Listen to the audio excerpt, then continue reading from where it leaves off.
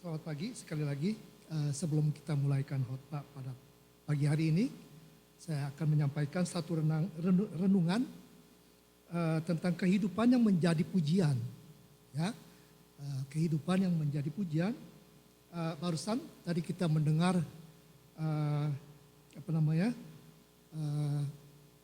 studi bibliku ya dengan Presbitur Arman, di mana kita mendengar tentang pelita. Itu pelita berarti adalah firman Tuhan ya. Firman Tuhan. Dan Matius 5:16 dia berkata demikian.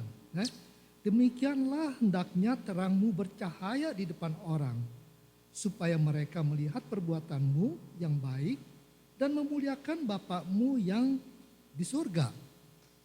Jadi itu adalah satu renungan untuk kita pada pagi hari ini. Setiap hari Minggu kita datang ke gereja untuk berhimpun dan tujuan untuk bersekutu dengan saudara-saudara seiman. Ya, tujuannya memuji Allah dan mendengar firman-Nya. Memuji Allah dalam komunitas iman memperbuat dan menginspirasikan kita semua. Ketika kita berkumpul bersama untuk memuji Allah, kita saling menguatkan dan mengingatkan akan kebaikan dan kebesarannya. Ini juga merupakan kesempatan untuk bersaksi tentang pekerjaan Allah dalam hidup kita. Lebih dari sekedar kata-kata atau nyanyian yang kita akan nyanyikan, hidup kita itu seharusnya menjadi pujian bagi Allah.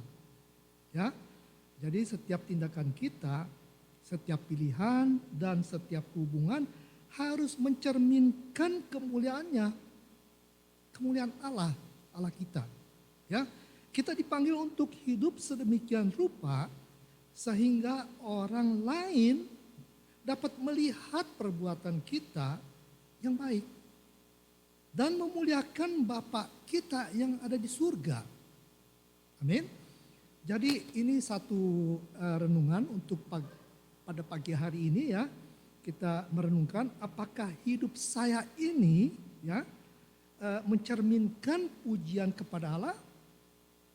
Itu salah satu dari renungan kita, dan kemudian kita juga bisa merenungkan bagaimana saya bisa hidup sedemikian rupa sehingga orang lain melihat kemuliaan Allah melalui saya.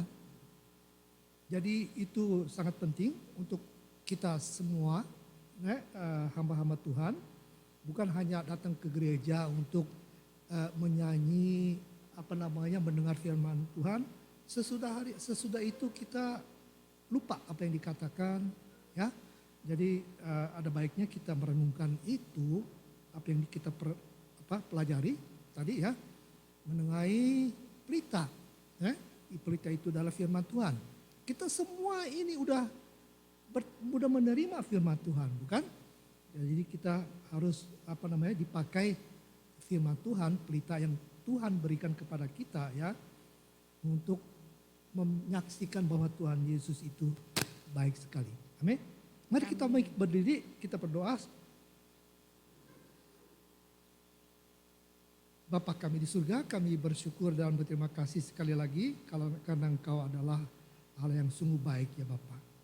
Kami meminta pada pagi hari ini, berilah kami pengertian agar kami dapat mengerti akan firman-Mu yang akan disampaikan melalui hamba-Mu Izak. Berilah juga keterangan, pengertian masing-masing agar kita bisa mendengar dan mempraktikkan itu dalam sehari-hari kita. Dan sekarang kami memohon agar Roh Kudus juga bekerja untuk kita masing-masing. Sekalipun kami akan menaikkan puji-pujian dan syukur untuk Tuhan kami Yesus Kristus. Kami bersyukur dan berterima kasih sekali lagi atas namanya lah kami sudah berdoa. Amin. Amin. Amin. Selamat pagi saudara-saudaraku yang dikasihi Tuhan Yesus. Selamat pagi. Kita sungguh sangat bersuka cita karena kita adalah suatu privilege, suatu hak istimewa bagi kita. Kita bisa bersama-sama tetap beribadah di tempat ini karena banyak orang di tempat-tempat lain yang hidup sembunyi-sembunyi untuk beribadah dengan Tuhan. Mari kita menyembah Tuhan dengan segenap hati, memuji namanya dengan segenap hati. Karena dia layak disembah, dia sanggup melakukan segala apa yang besar dan dia layak ditinggikan. Kita menyanyikan 3 lagu berturut-turut bersama malaikat di surga. Allah ditinggikan dan Allah kita heran dan besar.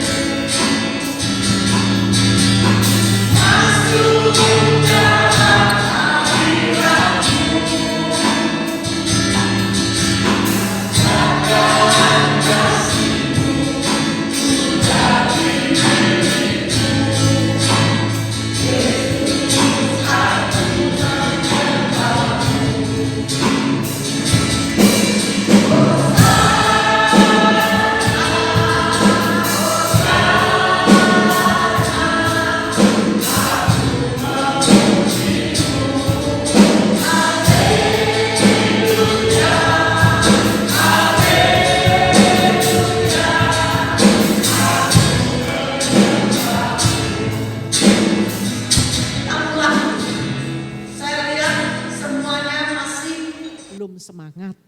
Masa menyembah Tuhan masih begini. Kita menyembah Tuhan, memuji Tuhan dengan segenap hati, dengan sukacita.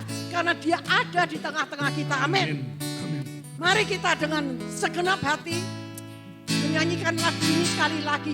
Ketika tanganku kuangkat padamu sama orang yang mana tanganmu? Tidak punya tangan.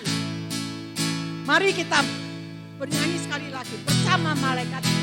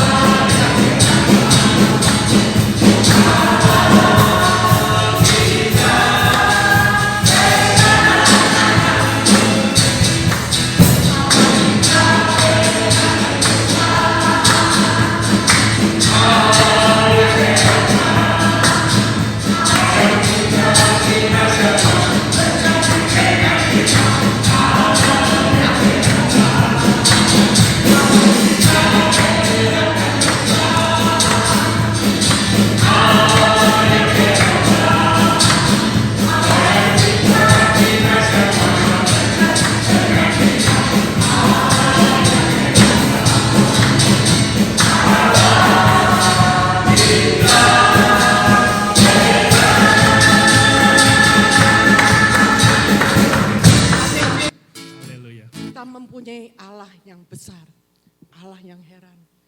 Allah yang mengasihi kita, Allah yang senantiasa bersama-sama dengan kita, Allah yang tidak pernah meninggalkan kita, walaupun kita sering mau bersembunyi-sembunyi meninggalkan Dia, tapi Dia dengan kasih-Nya tidak pernah meninggalkan kita. Amin. Bapa di surga, ini kami datang ke rumah, datang di hadirat-Mu Bapa, dengan segenap hati anak-anak-Mu mau menyembah Engkau. Dengan segenap hati kami datang, dengan segala kerendahan hati. Ampuni segala dosa, kesalahan-kesalahan kami Bapa. Dan penuhi kami dengan urapan-Mu yang baru, urapan yang daripada-Mu. Supaya kami boleh kembali kepadamu, menyembah Engkau di dalam kekudusan. Karena Engkau layak, karena Engkau kudus, karena Engkau ada di tengah-tengah kami. Allah yang begitu mengasihi kami dan tidak pernah meninggalkan kami. Dengan segala kasih-Mu Tuhan, kami bersyukur, berterima kasih. Kami menyembah Engkau, kami bersorak-sorai karena nama-Mu besar dan heran. Terima kasih Bapa. Dan ini kami datang untuk meminta Engkau melembutkan hati kami, supaya kami bisa mendengar suara-Mu kembali. Bapa, lembutkanlah hati.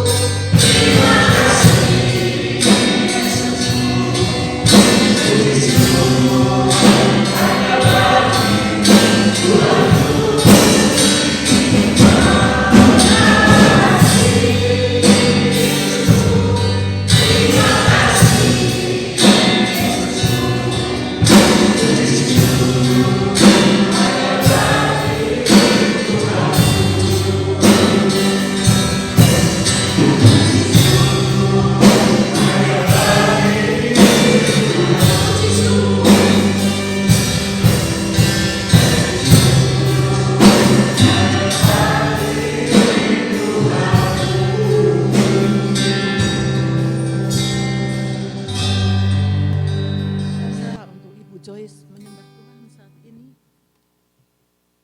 Bapa kami mengucap syukur dan berterima kasih.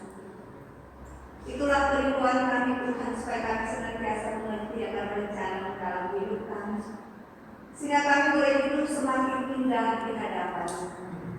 Dan saat ini Tuhan, kami mau mengucap syukur, kami mau berterima kasih untuk semua berkat-berkat-Mu dalam kehidupan kami hari Paskah.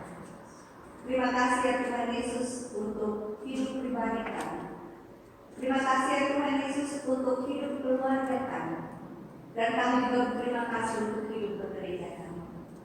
Tuhan, biar kami senantiasa boleh melihat kepada Engkau, Allah kami yang berkuasa atas langit dan bumi dan atas segalanya.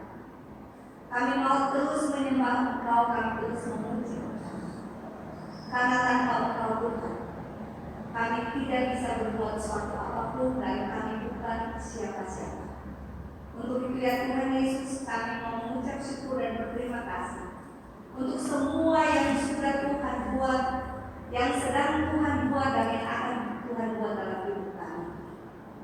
Kami mau berterima kasih untuk segala-galanya sampai kepada masalah-masalah yang kami hadapi Tuhan. Kami bersyukur karena kami tahu ada maksud Tuhan di dalam segala problema dan masalah yang kami hadapi.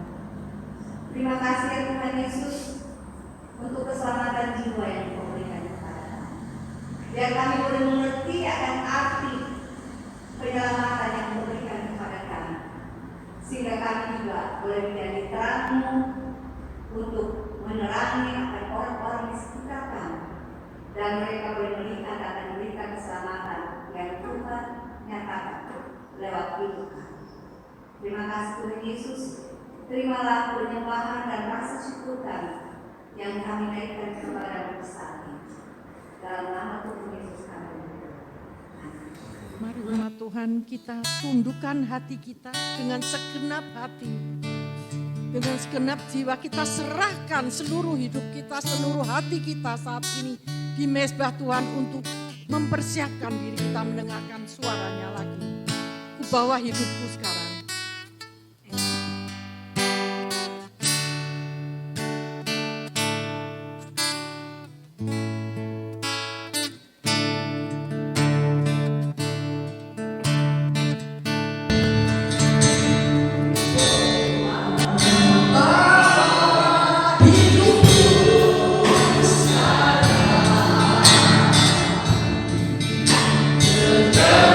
Terima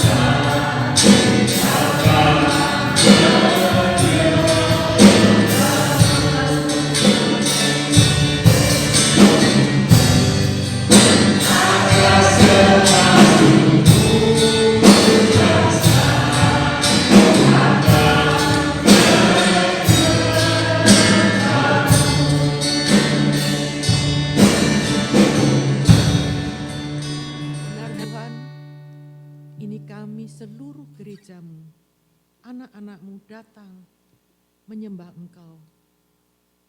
Memohon urapanmu yang baru, agar kami diterangi senantiasa oleh terangmu, dan kami bisa menjadi saksi-saksimu dimanapun kami berada.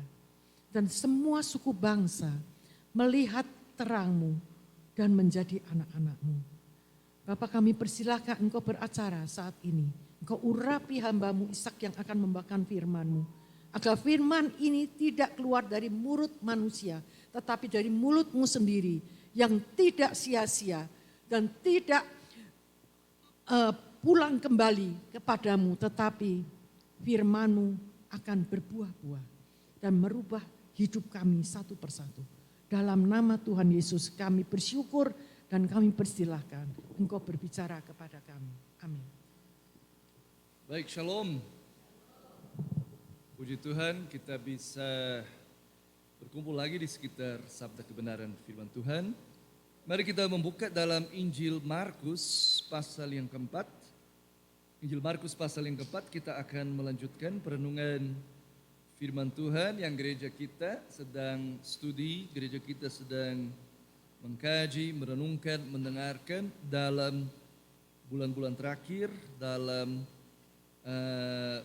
minggu-minggu terakhir. Kita buka dalam Markus pasal 4 ayat 26 sampai ayat 29, ya, ayat 26 sampai ayat 20 yang 29. Tapi sebelumnya kita juga membaca dari pasal yang keempat juga, ayat-ayat pertama, supaya kita juga nanti membandingkan. Kita mulai dari ayat 1, ya, saya membacakan bagi kita. Markus pasal yang keempat. Demikian firman Tuhan bagi kita semua pada pagi hari ini.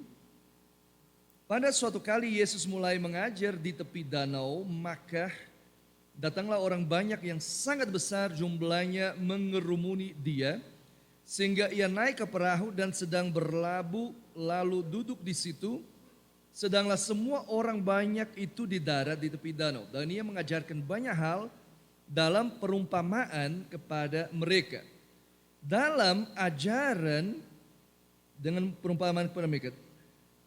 Dan ia mengajarkan banyak hal dalam perumpamaan kepada mereka. Dalam ajarannya itu ia berkata kepada mereka, dengarlah, adalah seorang penabur keluar untuk menabur. Pada waktu ia menabur, sebagian benih itu jatuh di pinggir jalan. Lalu datanglah burung dan memakannya sampai habis.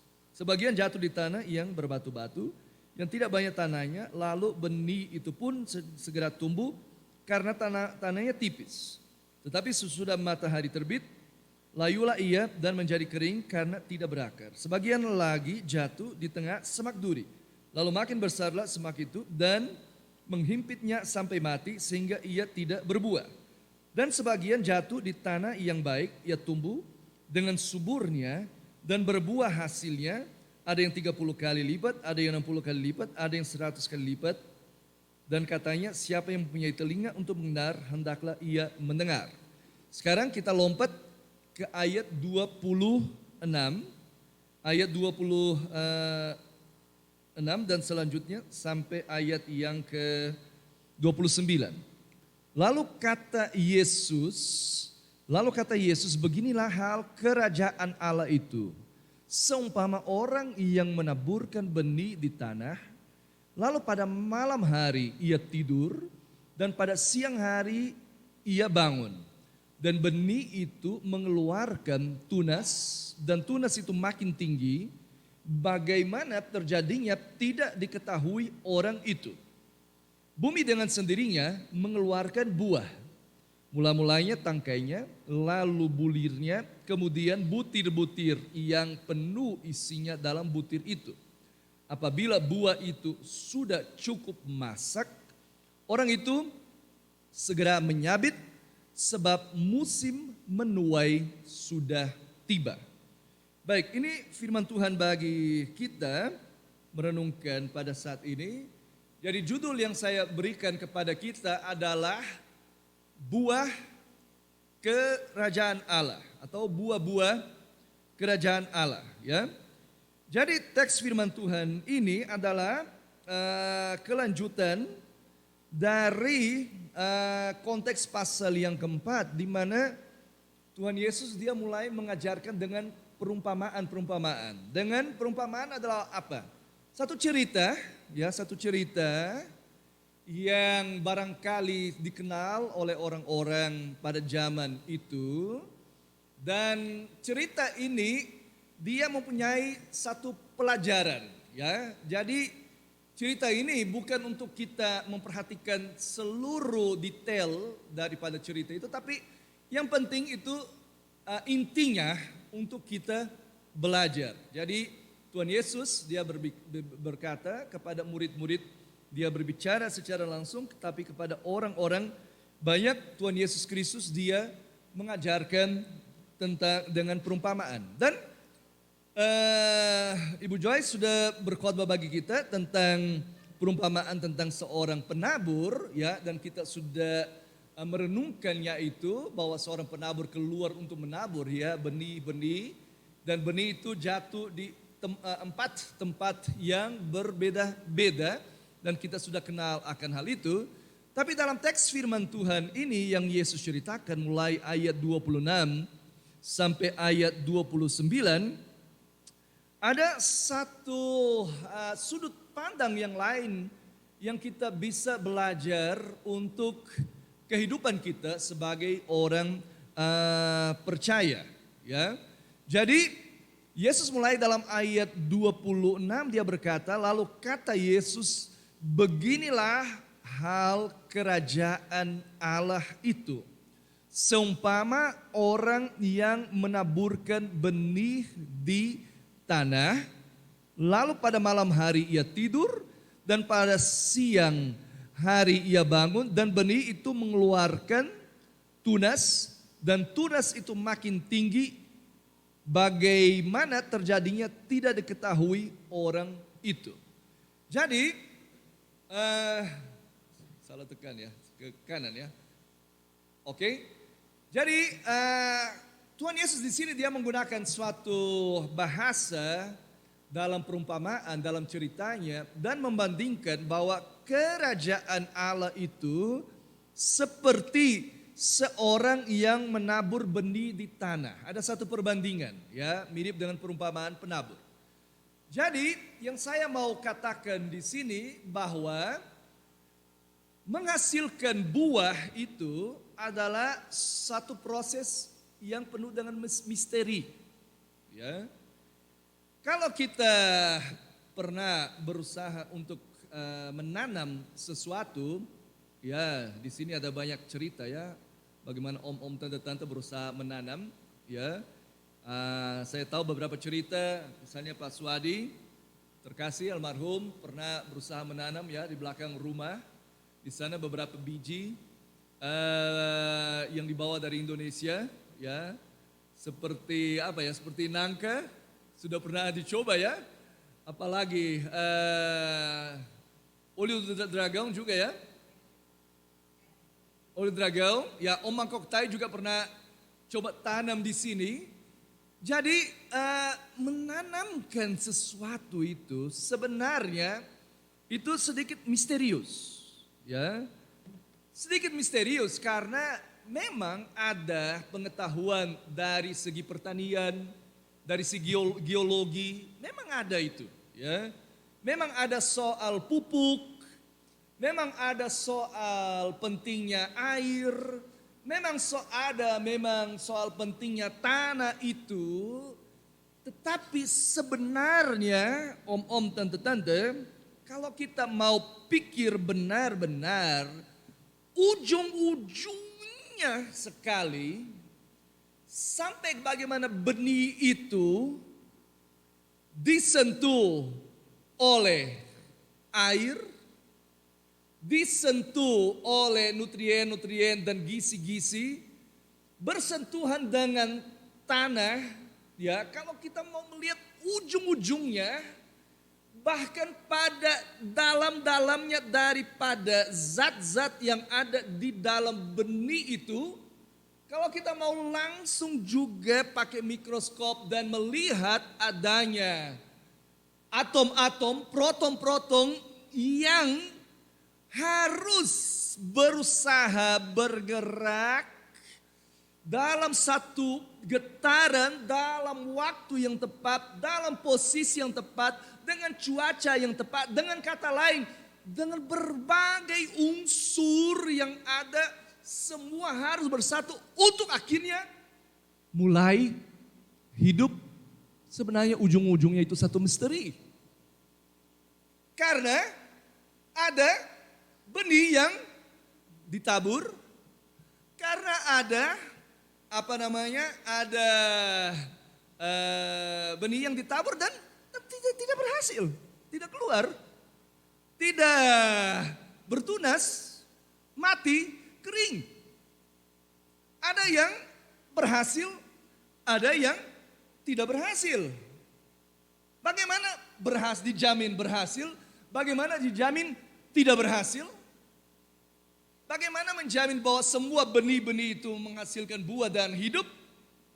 Tetapi kenyataannya ada benih juga yang akhirnya mati dan terbawa.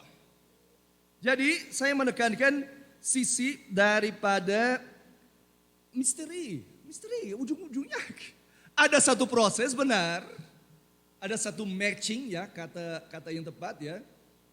Itu terjadi match ya. Bahwa akhirnya cocok. Kalau terjadi kecocokan yang tepat, jadi. Untuk jadi satu kecocokan itu sebenarnya dari segi matematika, posibilitas kemungkinannya itu ribuan atau miliar. Ya, sama juga dengan match untuk kita menikah. Ada yang sudah pernah menghitung dari segi matematika, bagaimana di dunia yang 6 miliar orang, satu laki-laki harus ketemu satu perempuan dari segi matematika. Dan cocok, berhasil, menikah, bahagia. Sulit ya. Ya. Satu orang ketemu satu orang, harus cocok dari segi pribadi, kesukaan, dari segi kehidupan, dari segi iman, dari segi selera, dari segi berbagai hal. Wah, ada orang yang baru mulai bicara sudah tidak cocok. Ya, untuk cocok, ya harus ada banyak hal yang terjadi. Jadi bagaikan satu benih yang ditabur berbuah, itu satu misteri dalam dunia pertanian. Kerajaan Allah juga satu misteri. Ya. Kerajaan Allah adalah pemerintahan Tuhan melalui Tuhan Yesus Kristus ketika dia datang ke dalam dunia ini, mati di kayu salib menebus dosa kita. Yesus ketika mati di kayu salib dan bangkit, menghapus utang-utang kita, mencabut kuasa dosa di dalam kita, mencabut surat keputusan dan dekret hukuman kekal kita karena kita berdosa dari neraka, mengalahkan pengaruh dan dominasi iblis atas kehidupan kita, ya. Kita diangkat menjadi anak-anaknya, Yohanes 1 ayat 12, barang siapa yang percaya kepadanya diberikan kuasa untuk menjadi anak-anak Tuhan bagi mereka yang percaya kepadanya. Jadi Tuhan Yesus Kristus dia datang ke dalam dunia ini untuk membawa kerajaan Allah. Dan di dalam kerajaan Allah itu yang adalah satu transformasi di dalam dunia ini yang sedang berlangsung. Di dalam kerajaan Allah ada umat kerajaan Allah. Ada penduduk kerajaan Allah. Siapa penduduk dan siapa umat kerajaan Allah? Ya adalah kita yang percaya kepada Tuhan Yesus Kristus. Dan kita yang percaya kepada Tuhan Yesus Kristus sebagai penduduk kerajaan Allah, kita mulai mengalami akan dampak daripada kerajaan pemerintahan Allah di dalam hidup kita. Dan perubahan yang Tuhan lakukan di dalam hidup kita itu satu misteri. Satu misteri. Bukan otomatis. Ya. Jadi karya pembuahan kerajaan Allah di dalam kehidupan kita bukan satu hal yang otomatis, dalam arti hari ini saya percaya sama Tuhan, besok saya sudah menghasilkan buah dan buah sudah bagus dan sudah sempurna. Tidak demikian. Ya.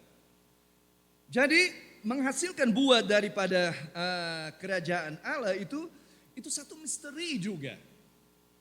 Itu yang tertulis juga di sini dalam ayat yang ke-27. Ya, lalu pada malam hari ia tidur, ya penabur, dan pada siang hari ia bangun, dan benih itu mengeluarkan tunas, dan tunas itu mungkin tinggi, makin tinggi. Bagaimana terjadinya tidak diketahui orang itu. Sudah ditabur firman, tapi bagaimana benih itu akan tumbuh di dalam seseorang itu satu proses yang misterius juga di dalam kehidupan kita. Mari kita lanjut dalam perenungan firman Tuhan. Ya, jadi menghasilkan buah dalam kerajaan Allah adalah sebuah misteri, bukan sesuatu yang otomatis terjadi. Tetapi sebagaimana saya katakan tadi dan Tuhan Yesus Kristus dia mengajarkan, jadi satu hal, Yesus datang bukan hanya untuk menyelamatkan kita dari neraka. Ya, Tuhan Yesus datang untuk mendatangkan kerajaan Allah. Matius 24 ayat 14, dan Injil kerajaan Allah akan diberitakan, maka tibalah kesudahan. Jadi Injil adalah kabar baik tentang kedatangan Tuhan Yesus Kristus. Dan sebenarnya apa? Yesus Kristus dia adalah Raja. Dan sebagai Raja dia menebus kita adalah penduduk komunitas dari kerajaan Allah. Dan kita itu mengalami transformasi. Dan wujud daripada transformasi kita adalah kita menghayati, kita mewujudkan, kita hidup dengan nilai-nilai kerajaan Allah yang nyata dalam kehidupan kita. Ya, tapi untuk menghasilkan nilai-nilai kerajaan Allah ini, ya Roma pasal 14 mengatakan kerajaan Allah bukan soal makan dan minum. Tapi kerajaan Allah adalah apa? Sukacita, damai sejahtera, ya di dalam Tuhan. Ya, di tengah dunia yang gempar, di tengah dunia yang ada perang Ukraina, Rusia, di tengah dunia yang ada ketidakpastian, kita bisa menghasilkan buah kerajaan Allah berupa damai sejahtera, ketenangan. Tidak stres, tidak gila, tidak putus asa, tidak kehilangan pengharapan. Kita dapat mengalami sukacita yang abadi. Itu adalah buah daripada Roh Kudus. Tapi untuk menghasilkan buah Roh Kudus ini bukan sesuatu yang otomatis, bukan sesuatu yang mekanik, bukan sesuatu yang kita perbuat dengan begitu saja dan muncul. Adalah satu misteri, ya. Tetapi yang baik bagi kita adalah bahwa Tuhan Yesus Kristus dia memberikan beberapa arahan, beberapa masukan bahwa ya, kerajaan Allah, buah kerajaan misteri, tapi ada tanda-tanda untuk kalian menghasilkan buah daripada kerajaan Allah itu. Dan apa yang tanda yang Tuhan berikan, aba-aba yang Tuhan berikan kepada kita, ya.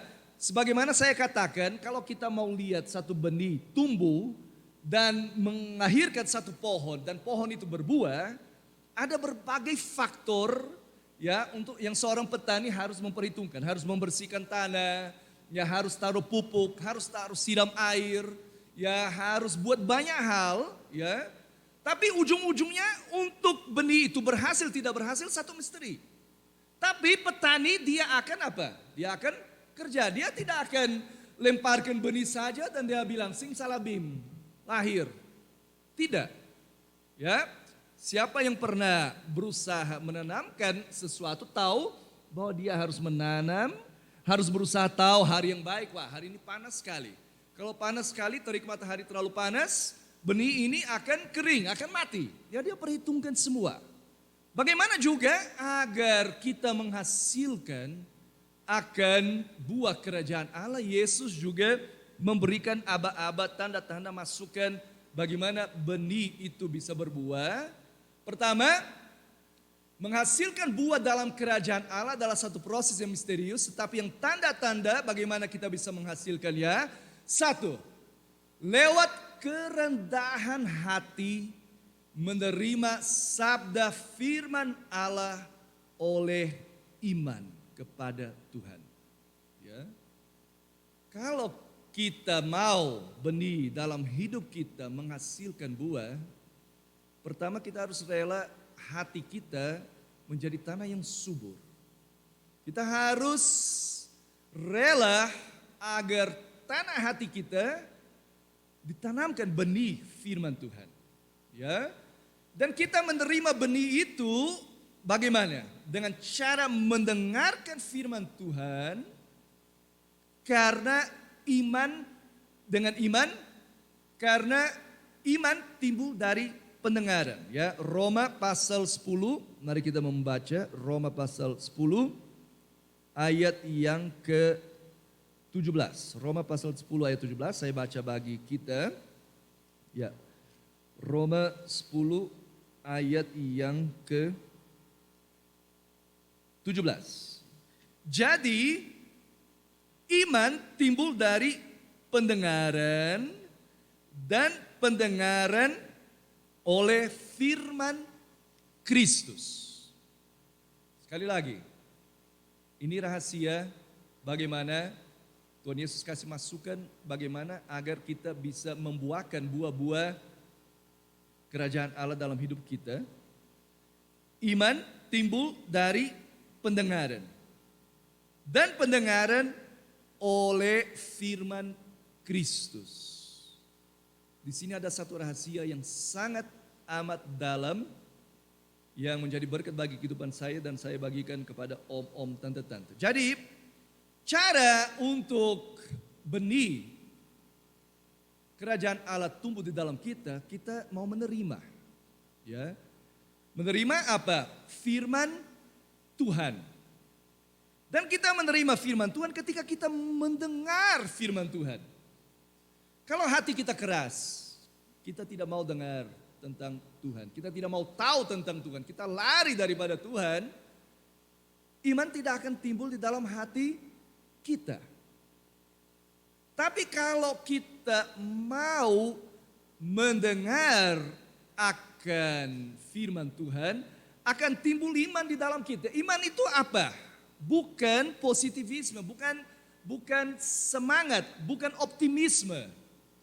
Iman kita yang Roh Kudus kerjakan dalam kita membuat kita pegang kepada firman yang Tuhan sampaikan kepada kita. Dan sebenarnya apa itu kerajaan Allah dengan cara yang lebih sederhana untuk dimengerti? Apa itu sebenarnya kerajaan Allah? Adalah pemerintahan Allah di dalam kehidupan kita. Ya benar, melalui Roh Kudus, melalui mujizat, melalui doa, melalui providensia Tuhan, melalui tangan Tuhan, melalui berbagai cara, semua itu kerajaan Allah. Tapi secara sederhana juga, apa itu kerajaan Allah?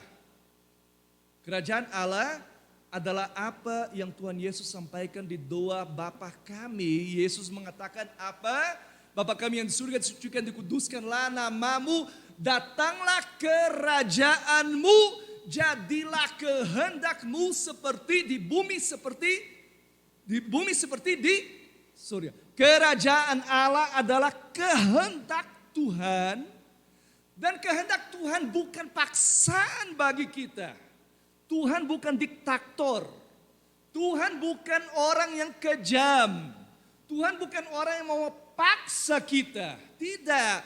Tuhan adalah Tuhan pengasih yang mempunyai kehendak dan mau agar kita secara sukarela, sadar, menerima akan kehendaknya, karena kehendak Tuhan senantiasa baik adanya, berkenan adanya. Kehendak Tuhan senantiasa yang terbaik bagi kita.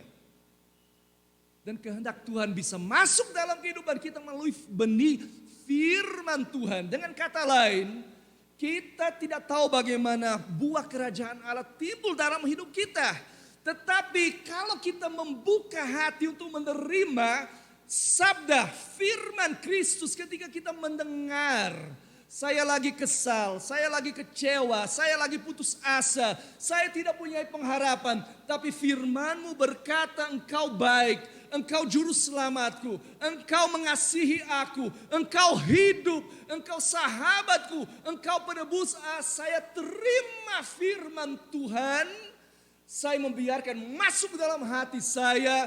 Firman Tuhan itu akan bekerja dalam karakter saya, dalam kepribadian saya, akan mengangkat, menggoncangkan keraguan, akan menggoncangkan ketakutan, akan mengerjakan, membersihkan yang ada dalam diri saya hingga berbuah.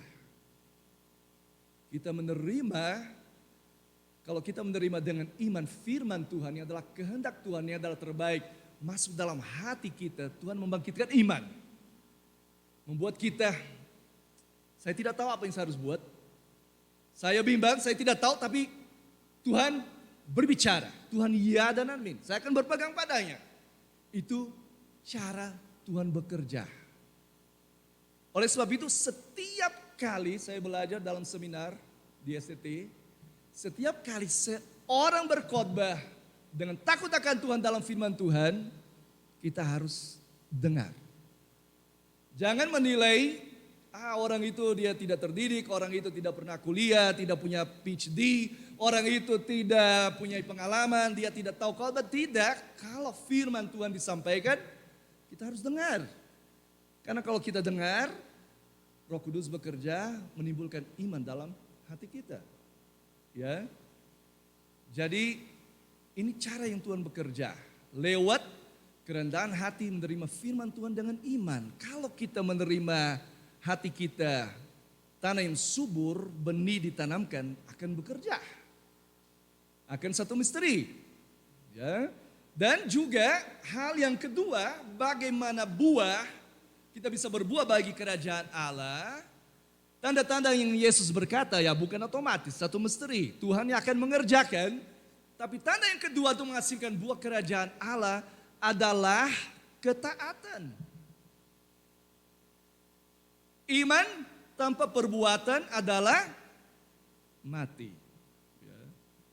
Kalau kita bilang beriman, percaya, tapi tidak bertindak, ya kosong.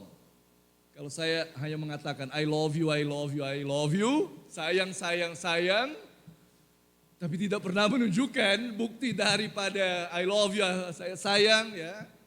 Wah, mana buktinya bahwa kamu, papi, mami, sayang mengasihi aku? Kok dibilangnya terus love you, tapi tidak menunjukkan. Jadi tanda daripada kita menerima sabda kebenaran firman Tuhan adalah kita taat, kita melangkah. Dan dalam taat di dalam melangkah itu kita apa? Perlu bertahan. Kita perlu tekun. Kita perlu maju terus. Kita perlu sabar. Ya. Ini satu proses kalau kita sudah beriman kepada Tuhan. Ya. Kalau satu benih dia juga tidak berusaha untuk bertahan dalam keadaan yang susah, ya, prosesnya akan terhenti dan akan mati. Ya, saya tidak tahu kalau dari segi ilmu pengetahuan biologi, ya ada perdebatan ya bahwa pohon-pohon, tanaman-tanaman, tumbuh-tumbuhan tidak bernyawa. Ya, berbeda dengan anjing, berbeda dengan kucing, dengan hewan, ya yang hidup. Ya, tapi paling tidak ada kehidupan di dalam tumbuh-tumbuhan dan ada proses juga untuk berusaha bertahan sampai akhirnya dapat berbuah. Tapi dalam kehidupan kita lebih jelas lagi, sebagaimana Yesus dia menceritakan di dalam perumpamaan tentang penabur tadi, bahwa untuk benih berbuah dalam proses perlu ketekunan, perlu ketaatan, perlu ketabahan. Ya. Dan kita tidak sendiri dalam proses ini. Tuhan beserta dengan kita. Tapi kita perlu tahan. Ya, agar firman Tuhan itu yang ada di dalam diri kita berbuah. Ya, bahasa yang Tuhan pakai agar kita dapat menghasilkan buah adalah menerima firman Tuhan melalui iman dan taat. Rela untuk membayar harga, rela untuk berkorban, rela untuk terus bertahan di dalam proses.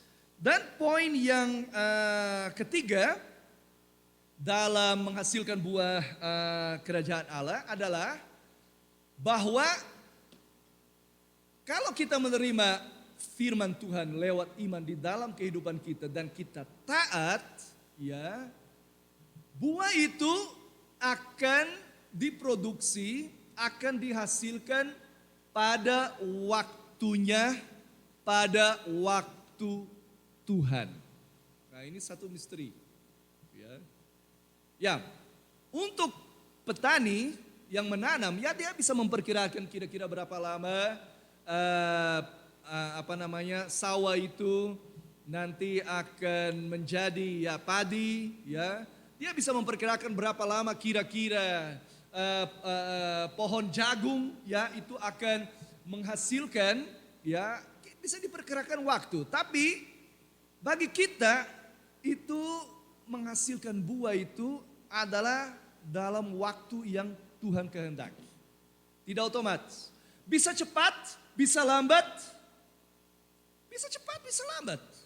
Ya, ada orang yang dilepaskan, dibebaskan dari dari ketergantungan, daripada visio ya, ketergantungan sesuatu. Ya, tapi ada orang yang lebih lama, ya. Ada orang yang diproses dengan berbagai cara, tetapi kalau semua membiarkan firman Tuhan berkarya, benih firman Tuhan berkarya di dalam hati dan kehidupan seseorang, buah itu akan diproduksi dalam waktu Tuhan. Dan Tuhanlah yang akan memproses. Dan ini disertai dengan berbagai hal. Ya. Tuhan bisa menghasilkan buah melalui seiring atau bersamaan juga dengan kematangan, kedewasaan kehidupan kita. Ya. Kita juga bisa dimatangkan atau menghasilkan buah karena pengetahuan juga. Ya. Tetapi buah yang tinggal tetap itu adalah buah yang disertai oleh karya Roh Kudus Allah. Ini yang penting, ini yang bagus. Ya. Ada orang yang ke terapia secara psikologis. Ya, hari-hari ini saya pikir kita orang percaya, orang Kristen jauh lebih mengerti bahwa psikologi juga adalah anugerah daripada Tuhan. Ya. Tahun 1980-an, 70-an banyak orang yang anti psikologi.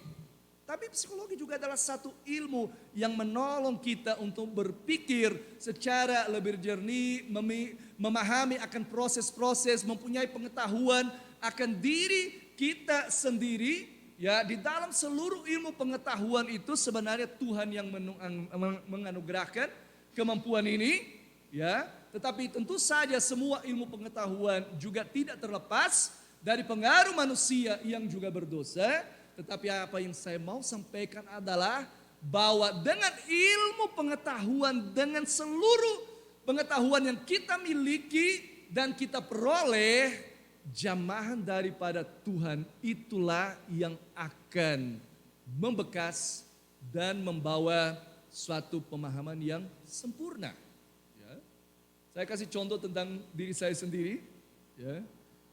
Dulu saya orangnya mudah tersinggung. Mudah tersinggung gitu ya. Kalau ada orang bicara tentang saya dari dalam, dari luar saya baik.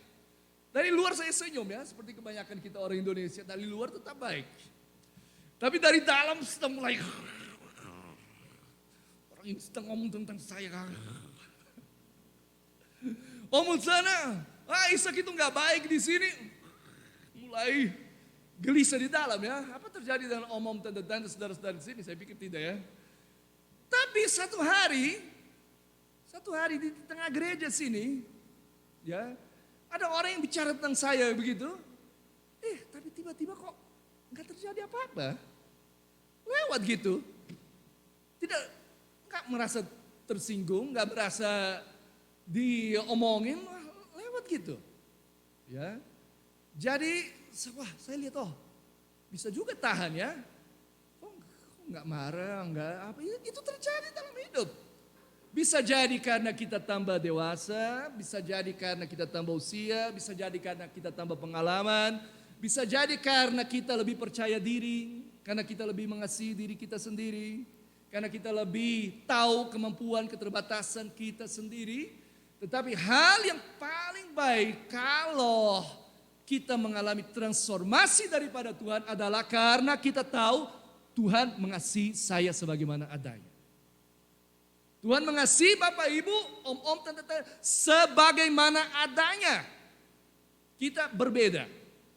Kita ada talenta yang berbeda-beda, kita ada latar belakang yang berbeda-beda, tapi Tuhan Yesus mengasihi kita pribadi lepas pribadi dan itu cukup bagi kita. Saya pernah dulu, saya contoh ya cerita, saya dulu pernah pacaran dengan satu cewek, dia 2 cm lebih tinggi dari saya. Saya bilang, waduh saya enggak boleh kalah tinggi ini. Ini remaja. Saya bilang, saya ada ide ini. Saya akan ambil sepatu dan saya akan taruh di dalam sepatu itu kaos kaki supaya saya lebih tinggi dari dia. Ya, itulah kehidupan kita. Ya, tapi kesembuhan buah yang sehat adalah ketika Roh Kudus bicara dalam hati kita dan kita sadar Tuhan Yesus mengasihi saya sebagaimana adanya. Tuhan Yesus dapat memakai saya, kehidupan saya menjadi saluran berkat kepada orang lain sebagaimana saya adanya. Kita masing-masing unik, berharga, merupakan biji di mata Tuhan. Tidak perlu minder karena itu dan sana, tidak perlu. Tuhan mengasihi dan dapat memakai kita pribadi lepas pribadi, tapi buahnya itu akan muncul kalau kita menerima firman Tuhan dengan rendah hati lewat iman, kalau kita taat dan kita menunggu waktu Tuhan, sabar. Ya, sabar kalau kita belum menghasilkan buah, sabar. Ya, kita tahu buah Roh Kudus, kasih, sukacita, panjang, sabar. Galatia pasal 5 ayat 22 itu juga buah Roh Kudus. Kita sabar kalau kita masih dalam proses. Kita sabar tapi kita tidak kehilangan iman. kita tetap taat, kita tetap mengucap syukur, kita tetap mengandalkan Tuhan. Tuhan sedang berkarya lewat firman-Nya di dalam hidup kita dan Tuhan tidak berdusta, Tuhan tidak berbohong, Tuhan serius, Tuhan mengasihi. Kehendaknya adalah kehendak yang baik bagi kita, percaya. Ya.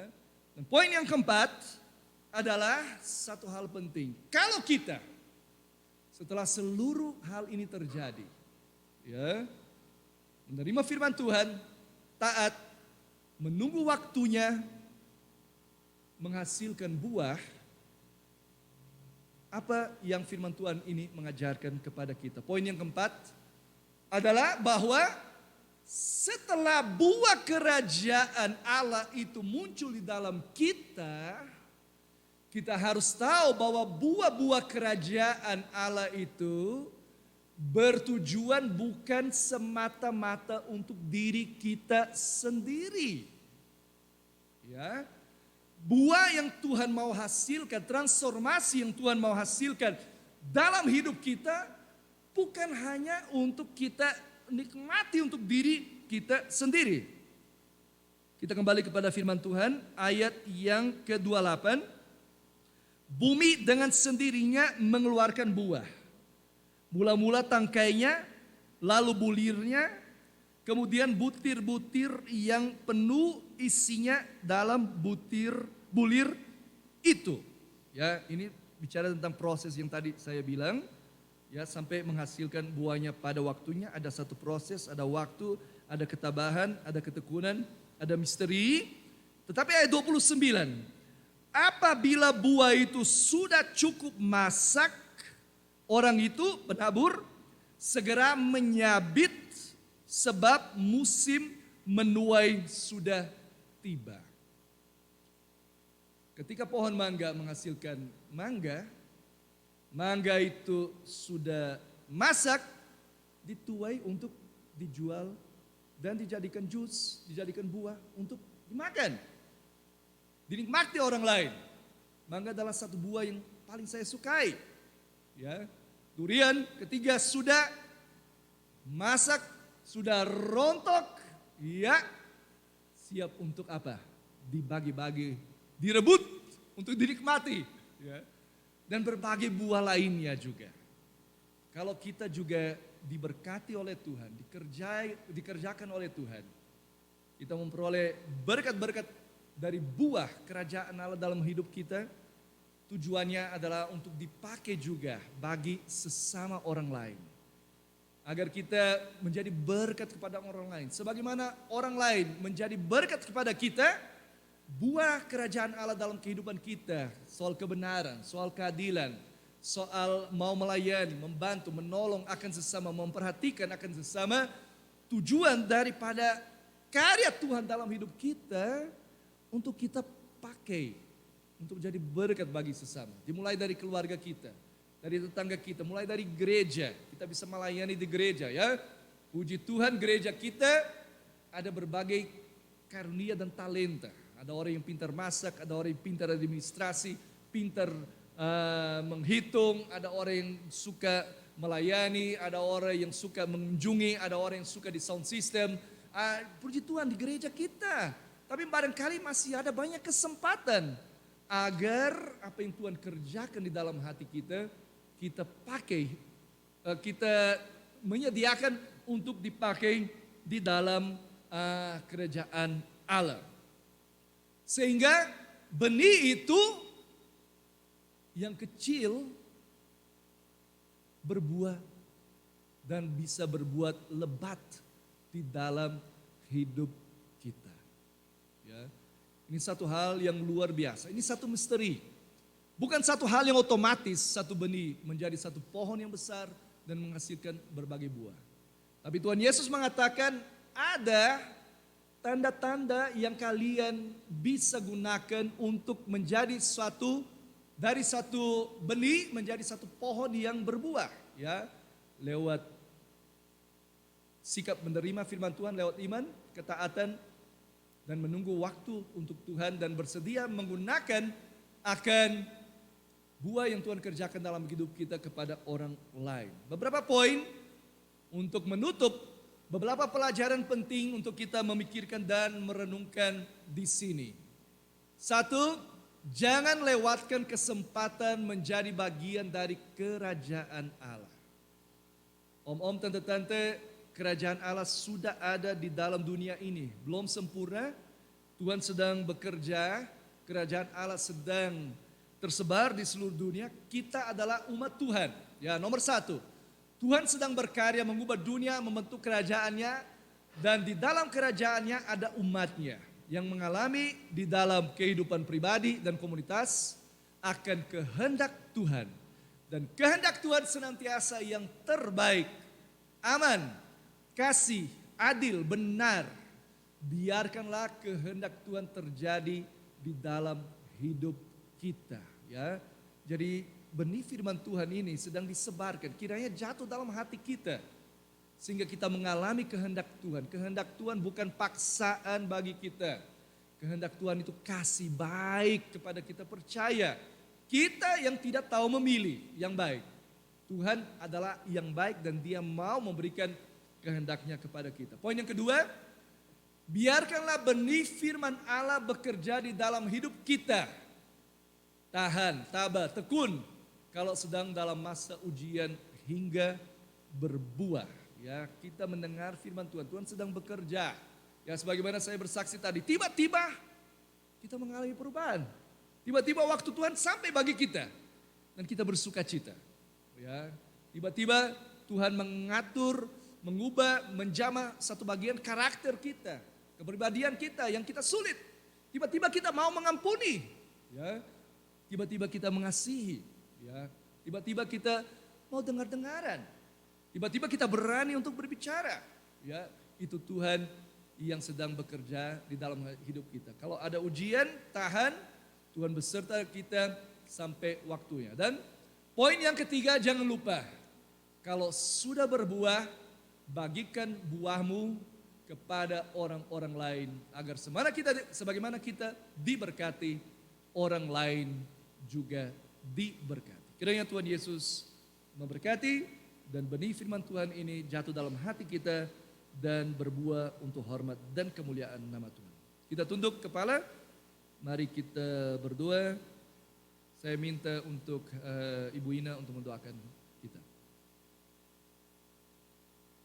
Bapak yang terkasih, Bapak yang dalam surga, Bapak yang dipermuliakan nama Tuhan. Bapak, kami bersyukur untuk firman-Mu, untuk kasih-Mu pada kami, dan tolonglah kami Bapak supaya apa yang Kau sudah Kau panggilkan benih firman-Mu dan Kau katakan pada hari ini, sungguh tumbuh dalam hati kami menjadi tanah yang subur dalam hidup kami dan kami bisa berbuah-buah seperti apa yang Kau kerjakan. Ajar kami dan mampukan kami terus taat dan terus mau mendengarkan suara-Mu dengan setia dan melakukannya. Dan tolonglah Bapa supaya gereja menjadi gereja yang terus bersinar dengan terangnya dan menjadi terang dalam dunia yang masih penuh dengan kegelapan. Terima kasih Bapa, dalam nama Tuhan Yesus, kami bersyukur, kami berdoa, dan kami menyerahkan seluruh umat-Mu di dalam